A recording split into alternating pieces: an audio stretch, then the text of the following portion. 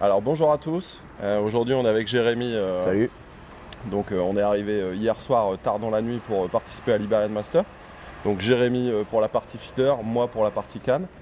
On va essayer de profiter du soleil, essayer de, je dirais, faire un partage entre moi et Jérémy. Donc le but de cette vidéo c'est de suivre, je dirais, de l'intérieur l'Iberian Master en compagnie de Jérémy.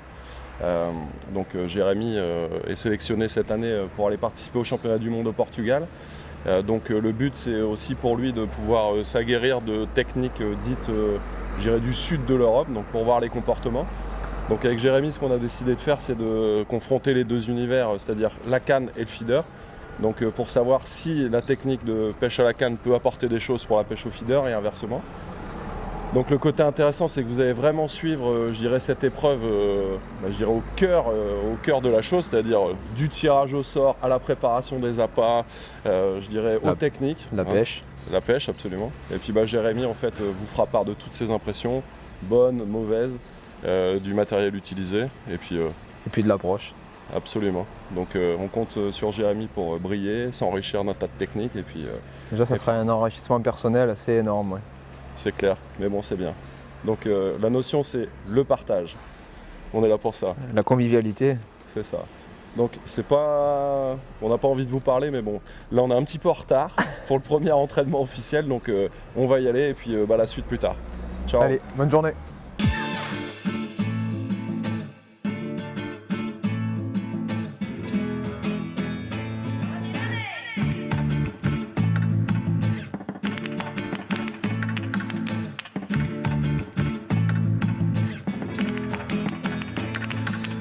Ça y est, je suis enfin installé.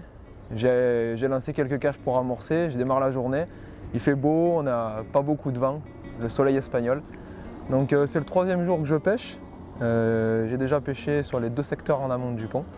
Donc les pêches ont été mitigées. Donc le premier jour, le jour où je suis arrivé, après 8 heures de route avec la petite dans la voiture, un trajet assez compliqué, on va dire, de nuit. Donc j'ai réussi à m'asseoir sur une plaque en béton et pêcher un carassin, j'en ai décroché un et j'ai découvert ce que ça faisait de toucher une carpe espagnole.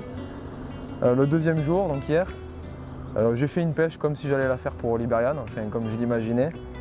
Donc ça a été aussi l'occasion de découvrir l'approche locale de cette pêche.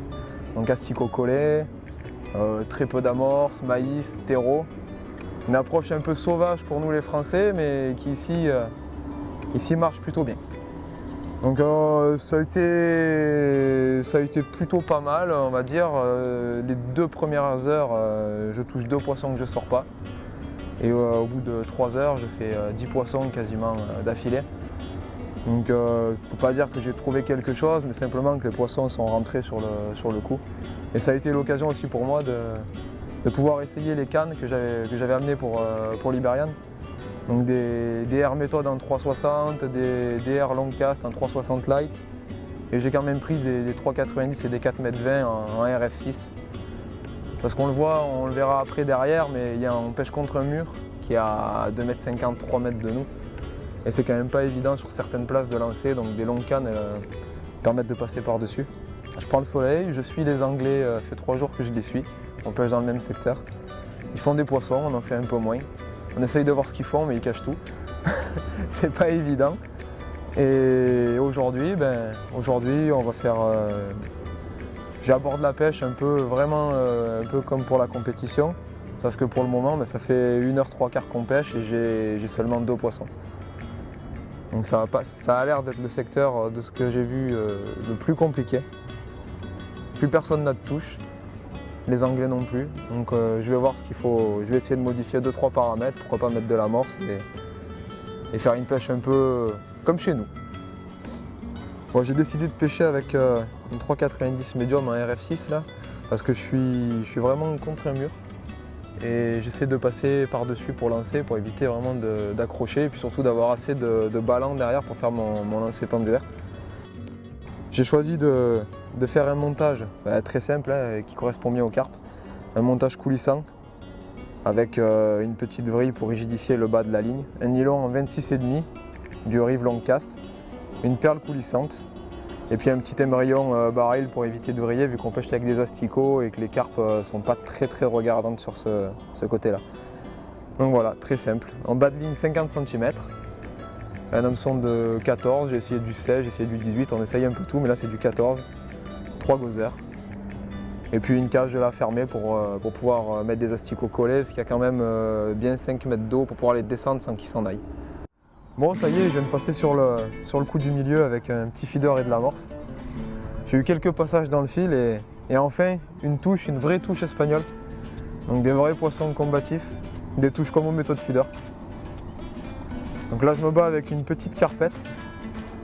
Elle ne doit pas être très grosse, mais j'ai préféré pêcher avec une canne assez light et souple pour éviter de les décrocher vu que j'ai eu très peu de touches aujourd'hui.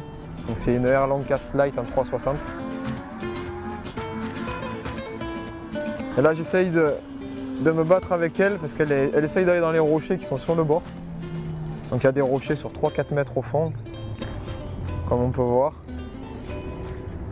Et elles les connaissent par cœur, elles connaissent les rochers, les trous qu'il y a entre les rochers. Elles viennent au bord, elles essayent de s'y mettre dedans. Ça a l'air d'être un peu plus joli que ce que je pensais. C'est un poisson donc ultra sauvage, une belle carpe, une commune. Il y a essentiellement des carpes communes ici, des carassins. Les ablettes, mais bon les ablettes c'est pas forcément ce qu'on va rechercher. Allez, on va essayer de l'épuiser.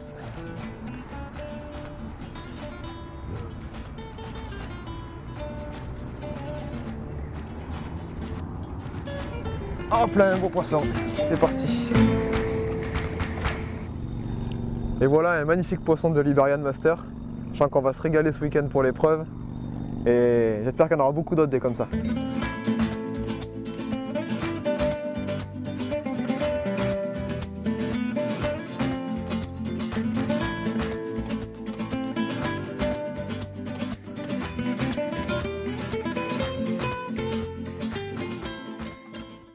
Jeudi se termine, donc fin de l'entraînement officiel. Donc ça a été une journée en fait plutôt sympathique parce qu'il y a eu du soleil, un peu de vent. En ce qui concerne le secteur de la canne, ça a été assez productif et prolifique. Beaucoup de carpes, une pêche très intéressante au bord, entre 6 et 7 mètres et à 13 mètres. Moulinet en fait c'était pas rentable, mais c'était vraiment intéressant. Je sais pas comment ça s'est passé pour toi Jérémy, mais pour nous c'était vraiment cool, quoi. Pour le feeder, on a pêché sur le secteur C, donc le dernier secteur le plus en aval. Ça a été une pêche qui était vraiment technique pour tous les pêcheurs, le secteur a été plein. Ouais. Le matin, il y a eu 2-3 poissons de pris à droite à gauche et ça a vraiment commencé à mordre après la paella. Ah ouais, donc les poissons ils ont fait comme nous, ils sont rentrés manger entre midi et 2. Et l'après-midi j'ai réussi à faire 5 carpes en pêchant au milieu. Et le matin je fais 2 poissons en face, donc il fallait alterner 2 coups, pêcher 2 coups pour réussir à tirer son épingle du jeu. Après, ce qui est intéressant, c'est que justement, ce qu'on disait en préambule, c'est que ce qui a marché à la canne, en fait, n'a pas du tout marché au feeder. C'est-à-dire que nous, à la canne, il fallait être hyper agressif, vraiment amorcer copieux, remettre. Et toi, a priori, ça n'a pas été ça. Non, ça a été le contraire. Il fallait être discret avec un petit hameçon léger pour réussir à déclencher une touche. Ouais. Et en mettant très peu d'èche, de l'amorce et très peu d'asticots, contrairement à ce qu'on a pensé et ce qu'on avait vu surtout hier sur le secteur B où il fallait vraiment charger avec des asticots pour avoir 2-3 carpes dans la bourriche. Ouais, comme quoi en fait, c'est ce qu'on disait, on essaie de confronter les univers et de la canne et du feeder et aujourd'hui c'était tout à fait l'opposé. Jérémy a dû utiliser des micro-cages un peu comme les Anglais, comme Tom Pickering. Des petits Nisa, ouais, des Nisa mini. Alors que nous, au contraire, quand la bassine était vide, c'était terminé, quoi. Bon, ça c'est assez intéressant. C'est vrai que à la canne, le secteur canne en fait à Fort Alani ouvre des perspectives assez intéressantes. Je pense qu'il va y avoir des scores assez intéressants. Après au feeder, bon, mis à part le secteur C, c'est ça? Oui, on a entendu qu'il y avait eu des gros scores de fait sur le secteur A et B, avec des gros poissons qui ont été pris. Et des pêcheurs qui ont fait entre 10 et 15 poissons à l'entraînement, alors que nous on avait entre 5 et 8 poissons sur le secteur. Ouais, intéressant. Donc le poisson rentre et on espère qu'il continuera à rentrer pour les 2 jours. C'est clair. Alors là on vous ment pas, il est minuit 20. Demain, c'est petit-déj à 7h. Alors, on pêche de 11 à 16. On va essayer de dormir quelques heures parce que là, du coup, on a refait le match un peu. On a bien rigolé aussi parce que ça fait aussi partie du jeu. Et puis on a monté des hameçons. Ouais, un petit peu d'hameçon. La classique. Voilà. Donc, je pense que pour demain, on est prêt. On va tout donner. Et puis, on se tiendra au courant en fait pendant la journée avec Jérémy pour échanger sur des trucs, quoi. Sans souci. Voilà. Allez, à demain. À demain.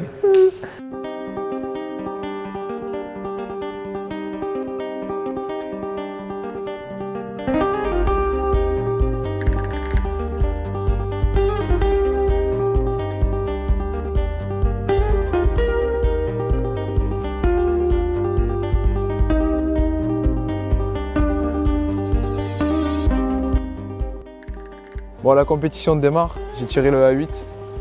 Je suis prêt à moitié. Je pensais qu'on démarrait 1 heure plus tard.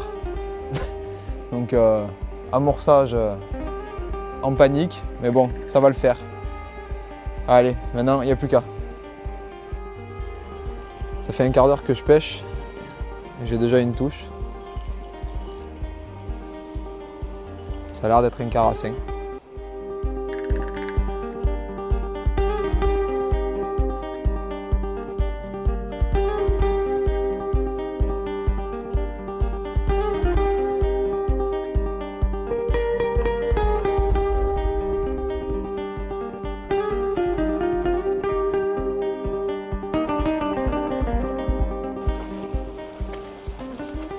Bon, ça y est, premier poisson. En fait, c'est pas un carassin, c'est une carpe.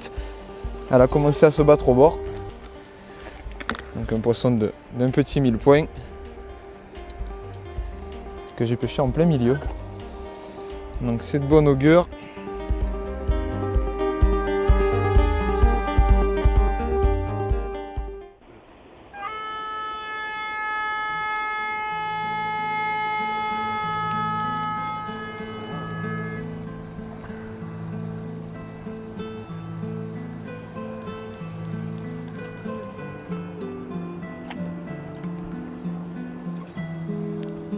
Bon, ça y est, ça vient de sonner, fin de la première manche.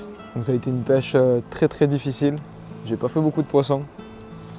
Il y a 2-3 pêcheurs qui ont réussi à pêcher la berge d'en face, qui sont régalés. Moi j'avais des accros, j'ai pas pu. Du coup j'ai réussi à prendre que 4-5 poissons. C'est vraiment pas bien pour ce qui s'est fait sur les 2 bouts du secteur. Les pêcheurs qui étaient en face des cailloux et qui n'avaient pas d'accros ont réussi à se rapprocher à environ 1,50 m, 2 mètres du bord et ça leur a été bénéfique. Voilà, le seul regret que j'ai, c'est de ne pas avoir pu pêcher plus près et espérer prendre des poissons vu que le coup du milieu aujourd'hui n'était pas prolifique. Bon alors ça y est, fin de la première manche. Donc moi je suis tombé dans le secteur A à l'aile, encore une fois. Alors moi c'est vrai que le Liberian Master me gâte toujours en fait, tous les ans j'ai une aile. Bon là c'était le A11, donc l'aile aval en fait du secteur A. C'est l'aile amont qui gagne avec presque 50 kg, 2 bassines de carpe. Moi j'ai fait 2 avec presque 24, 23 ou 24. La pêche était assez compliquée, c'est-à-dire que en fait il y a un courant assez particulier, c'est assez compliqué de trouver le bon poids de ligne, mais en réalité donc il y avait une pêche à caler fortement et il y avait aussi une pêche à laisser glisser, ce que j'affectionne en fait particulièrement. Donc comme on en avait discuté hier soir avec Jérémy, et comme d'habitude, tout ce qui marchait hier n'a pas marché aujourd'hui. Donc là sur cette place, on avait en fait hier isolé une très belle pêche de bordure. Là aujourd'hui impossible parce que c'est rempli de cailloux. Après en fait vous verrez, en réalité tout ce qui se passe en fait au bord, c'est exactement en fait ce qu'il y a sur la berge, donc avec tout cet amas de grosses pierres. Donc ça amène des poissons mais c'est compliqué. Donc en fait c'était pêche à 13 mètres avec des asticots collés, de la terre, des terreaux, du maïs et en fait à l'hameçon des vers de terre. Les asticots impossible parce que c'est flambé d'ablette. Donc voilà, on a eu beau temps. Moi j'ai eu aussi la chance de toucher un très beau poisson parce que j'ai fait une carpe de 5,3 kg qui m'a donné un peu de fil à retordre. Elle est allée toucher les joncs en face au ferrage, c'était assez sympa. Bon maintenant j'espère que pour Jérémy c'est bien passé, je croise les doigts et puis on a rendez-vous avec lui au magasin et comme ça on va échanger un petit peu en espérant qu'il ait eu aussi un bon résultat. A plus tard.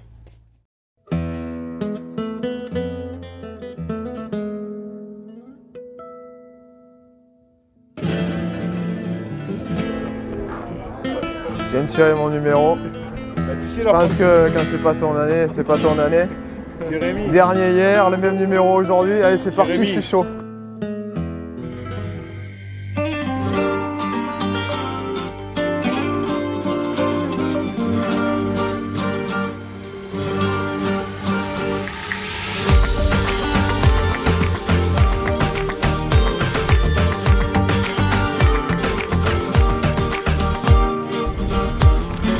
Bon, le tirage a été fait pour la deuxième manche.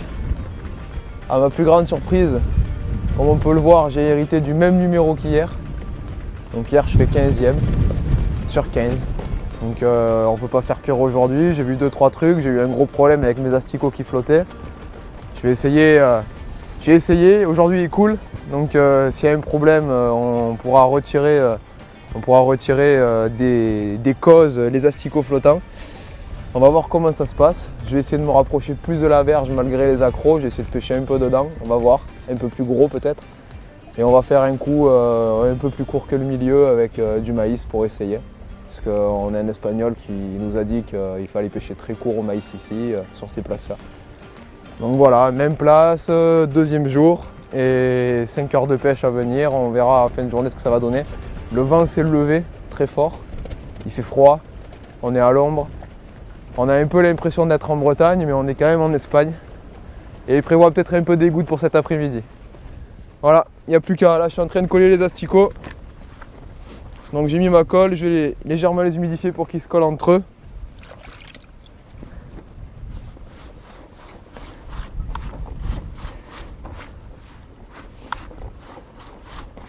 Donc je vais essayer de mettre ça en face pour concentrer les poissons sur un petit tas d'appâts.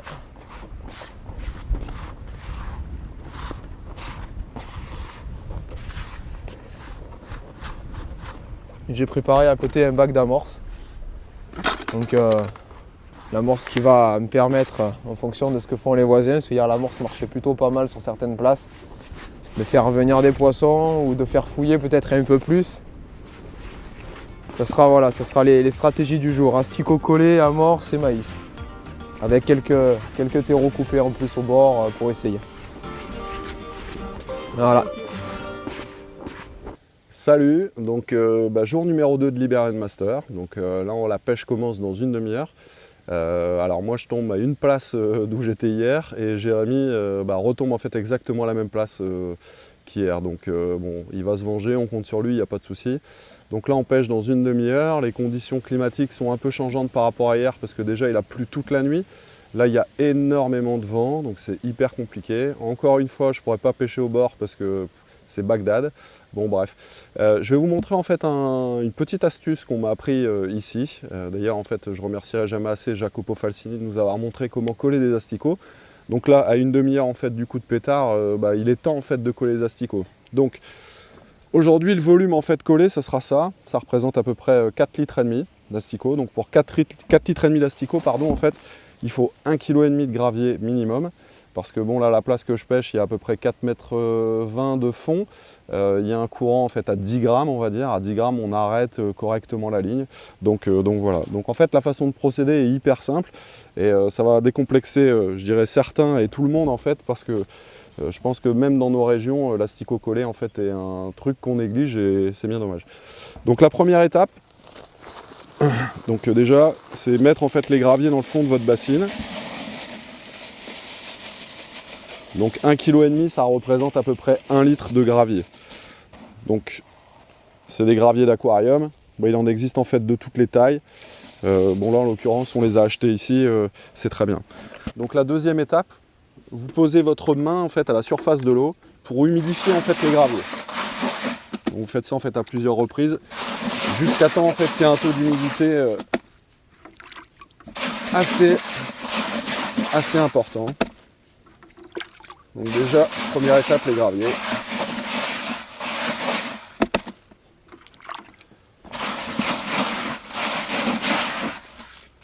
Donc moi je considère en fait que les graviers par rapport au volume seront suffisamment mouillés en fait quand vous les voyez briller, quand ça colle un peu aux mains.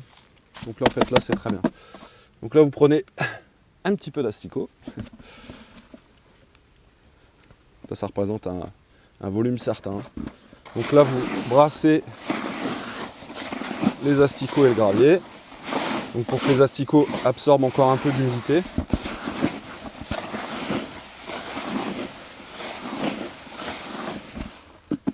Là ici en fait, je vais en mettre 2 fois de l'eau sur la main. Et ensuite, donc la colle. Donc en fait nous on achète en fait une colle italienne qui est vendue ici, qui marche très bien. Donc, en fait hier en fait j'ai utilisé la moitié du paquet, ça représente à peu près 750 grammes pour 5 litres d'asticots et je dirais 1,5 kg de pierre. Donc là vous saupoudrez. Bon, normalement il faut utiliser des gants. Saupoudrez. En fait tout devient blanc. Il faut vraiment que ça devienne homogène. Et là en fait, vous sentez vraiment que ça commence à prendre. L'avantage de ne pas trop les humidifier avant,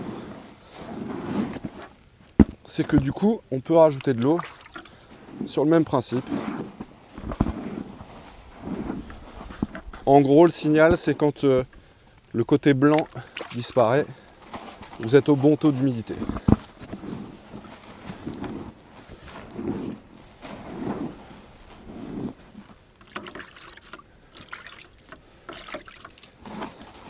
C'est un peu comme de l'amorce. Il faut le sentir vivre. Là, ça commence à monter. On voit les grumeaux apparaître. C'est de plus en plus difficile.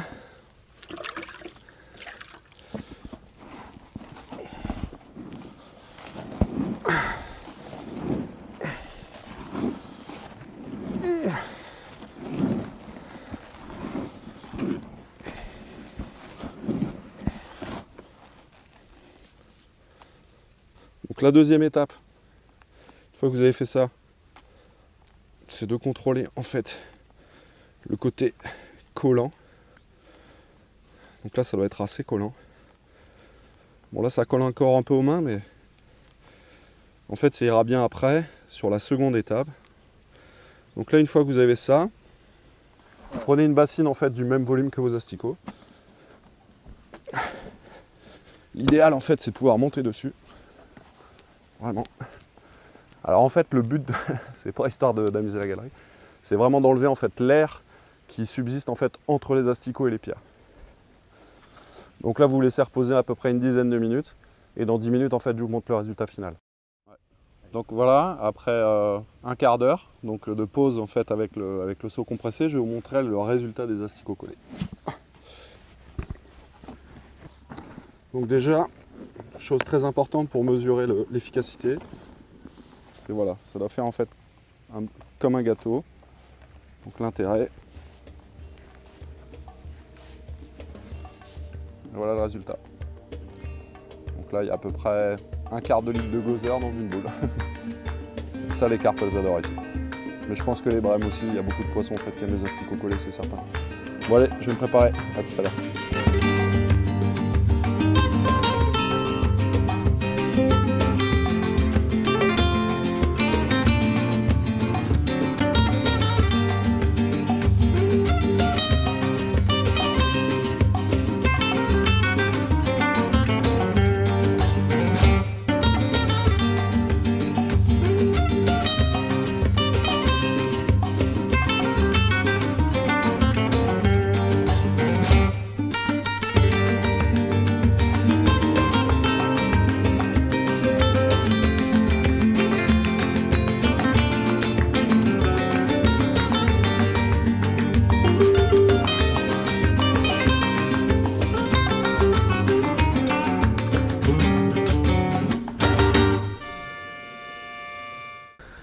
Bon ça y est, la deuxième manche vient de se terminer, la pesée arrive.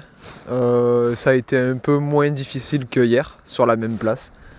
J'ai commencé à pêcher en face, collé à la berge et sur un coup à 15 mètres où j'ai pas vu de touche.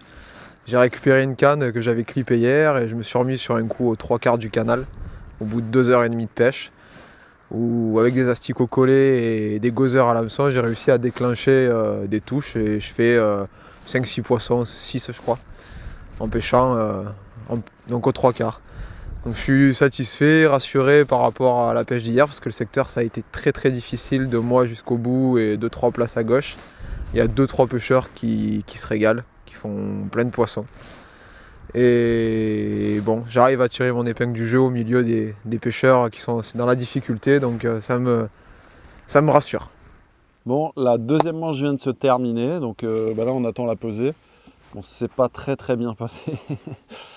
Forcément, quand tu fais pas les bons choix et quand tu pêches mal, la sanction est sévère. Donc j'ai raté plein de touches, j'ai laissé 3 poissons dans l'eau, j'en ai 4 dans ma bourriche. Je suis battu par mes 2 voisins, je pense. Moi, à mon avis, je peux faire dernier. Bon, tant pis, c'est comme ça. J'ai eu la matière pour faire un résultat, mais bon, voilà, c'est comme ça, les mauvais choix, etc. Encore une fois, pas de pêche de bord, donc impossible de se sauver avec ça. Et puis, j'ai commencé à 11,50 m parce qu'il y avait beaucoup de vent, pardon. Donc là, j'ai pris un poisson, j'en laisse 3 dans l'eau. Donc ça fait un peu mal, dont une belle en fait que j'ai décrochée au milieu de la rivière, je ne sais pas pourquoi, mais enfin bref. Et après, au bout de 2h30, donc du coup j'ai amorcé le coup à 13 mètres parce que le vent est tombé. Et en 2h30, j'ai dû avoir 15 touches et j'ai pris un seul poisson. Donc j'ai pas très bien pêché, pourtant ça fonctionnait quand même pas mal comme hier. Là j'ai pêché un peu plus lourd, 10 grammes aujourd'hui, hier c'était 8, ça allait un petit peu mieux. Mais bon, dans l'ensemble, je pense que ça a été beaucoup plus compliqué. Le beau truc de l'histoire, c'est que le secteur va se gagner à la bolognaise, une pêche magnifique. Là, je pense que là, ça va être terrible en plein milieu. Donc, les favoris sont devant, les favoris de la course sont devant, c'est logique. Bon, la pesée arrive, le verdict, voilà. À demain.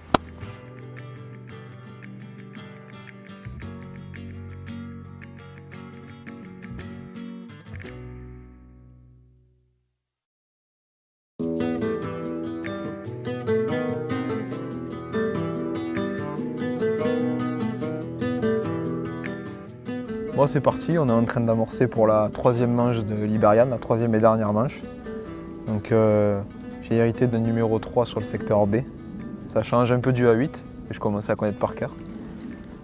J'ai adopté la même stratégie que les 2 autres jours, à savoir un coup au milieu. J'ai clippé une canne carrément en face dans les joncs, vu que cette fois-ci je peux me rapprocher et j'ai pas vraiment d'accro. Et j'ai clippé une canne aux 3/4 au cas où. Donc là je suis en train d'amorcer avec une grosse cage mon coup à 17 mètres. En espérant faire rentrer des poissons dessus. Et dès que la pêche commence, je vais attaquer en face avec un feeder de 30 grammes et des asticots collés. Donc j'ai eu un peu peur. J'ai des asticots qui flottent encore. Donc on s'est renseigné à droite à gauche auprès des locaux et on a trouvé le problème. C'est des asticots qui sont faits avec des poissons et les poissons ils doivent être trop gras et j'ai encore un 5e des asticots qui flottent. Donc Louis Sierra m'a gentiment prêté des asticots qu'il avait achetés à Quinter Pesca. Donc fait sur de la farine animale plus que de poisson. Et ils coulent tous. Donc je vais essayer de faire tout mon possible. On verra au bout de 5 heures ce que ça a donné. Il n'y a plus qu'à. Bon, bonjour à tous. Alors nous voilà en fait pour la 3e et dernière manche de l'Iberian Master. Alors pour ma part, donc j'ai hérité du C2, encore une avant elle. J'ai été plutôt gâté au tirage. Bon, malheureusement, on ne va pas refaire l'histoire d'hier, mais bon, bref. Donc aujourd'hui, cette place, le C2 a été gagné hier avec un peu plus de 30 kg, je crois. Donc j'espère que les poissons seront toujours dans la zone.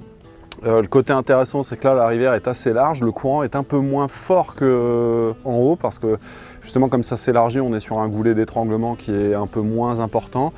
Donc en fait, les lignes qui sont pas trop mal au niveau de la tenue, donc c'est des plats de 6 et 8 grammes. Bon, là comme vous avez entendu, c'est le coup de pétard, donc je vais devoir y aller. Jérémy en fait a récupéré le C3 et bon, a priori ça se passait pas trop bien pour l'instant parce que le feeder commence avant le match. Donc voilà, bon, je vous laisse et puis à tout à l'heure.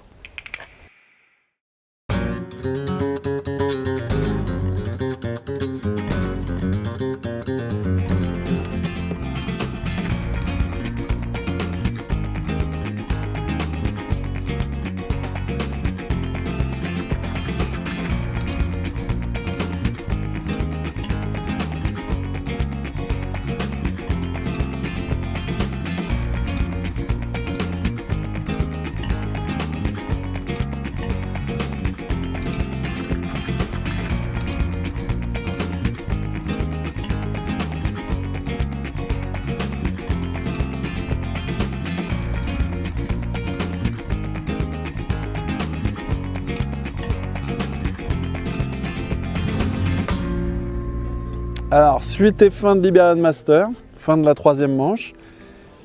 Comment te dire ça a été un peu spécial cette année. C'est l'année des Français. Ouais, c'est pas l'année des Français, non. Bon, pêche plutôt sympa à la canne aujourd'hui. Je pense que sur tous les secteurs, c'était comme ça. Donc moi, j'ai fait 5 de mon secteur avec presque 31 kg. Ça se gagnait 41 kg. Bon, bref, j'ai passé les détails, mais il me manque 2 kg pour faire 3. Donc ça aurait été pas mal. Bon, j'ai décroché quelques poissons, sinon dans l'ensemble c'était assez intéressant. Bon, on a eu beaucoup de vent aujourd'hui, c'est-à-dire des grosses rafales, au moins 50 km/h, 60 km/h en plein fer, donc ça c'était assez compliqué.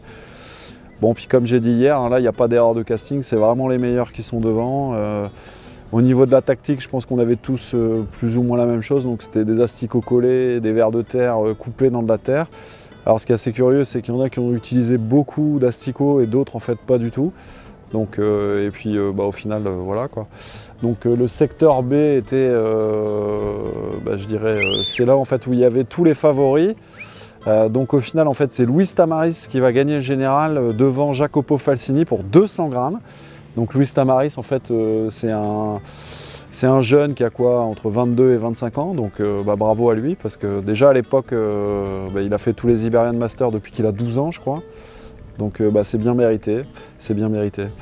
Et voilà, dans l'ensemble, on a passé un très bon moment, on a eu du soleil, on a encore appris plein de trucs.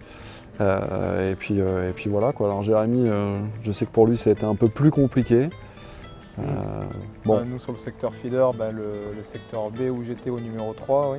Ça a été une pêche vraiment très compliquée. Donc 5 heures de pêche, 5 touches, 2 poissons. J'en décroche une quasiment à l'épuisette. Ça me coûte 4 ou 5 places. C'était très serré. C'est en général, donc en conclusion sur le concours feeder, c'est les ailes et les bouts qui ont quand même dominé l'Iberian. Alors qu'à la canne, non. Hein. Alors qu'à la canne, ouais, ça pouvait gagner quasiment partout. Ouais. Il fallait quand même avoir un petit peu la main heureuse au tirage. Bon, il m'est arrivé 2-3 malheurs que j'ai corrigés. Ça m'a forgé un peu donc, sur ce sujet-là, les asticots, tout ça. Donc j'ai appris pas mal de choses sur ces 3 jours. Donc je suis vraiment heureux d'être venu ici avec Olivier, et puis tous les autres Français, et puis les étrangers aussi. D'avoir découvert ce parcours, ces techniques, ces carpes, ces poissons. On s'est régalé malgré tout. Le secteur à la canne donne vraiment envie, c'est vraiment dommage qu'il n'y ait pas eu plus de monde. Parce que les bourriches, les photos des bourriches font vraiment rêver. Ouais. J'ai même vu tout à l'heure à la pesée un F1, enfin un hybride Carassin carpe qui devait faire quoi, 3 kg 3 kg, 3 kg 5, ouais. Quelque chose de magnifique, de superbe couleur, énorme, une carpe avec un liseré blanc, enfin des poissons super jolis, plein de gaz, ça donne vraiment envie de revenir. Donc voilà, on vous dit à très bientôt. À très bientôt et bonne préparation à ceux qui reviennent dans 3 semaines. C'est ça. Salut. Bye. Salut Jérémy, Salut, à bientôt. À bientôt.